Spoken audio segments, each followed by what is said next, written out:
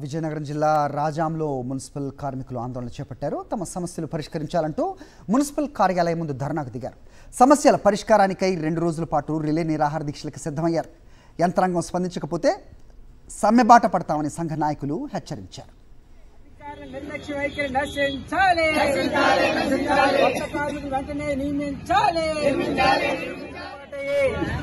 20 సంవత్సరాలు అవుతున్నా 20 ఏళ్లుగా చేస్తున్న కార్మికులే తప్ప కొత్త కార్మికుల్ని నియమించే పరిస్థితి ఇక్కడ లేదు.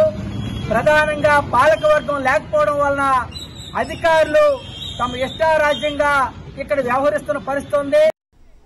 నిర్లక్ష్య వైఖరి నశించాలి.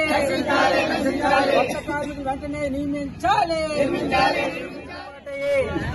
20 సంవత్సరాలు అవుతున్నా 20 ఏళ్లుగా చేస్తున్న కార్మికులే తప్ప కొత్త కార్మికుల్ని నియమించే పరిస్థితి ఇక్కడ లేదు.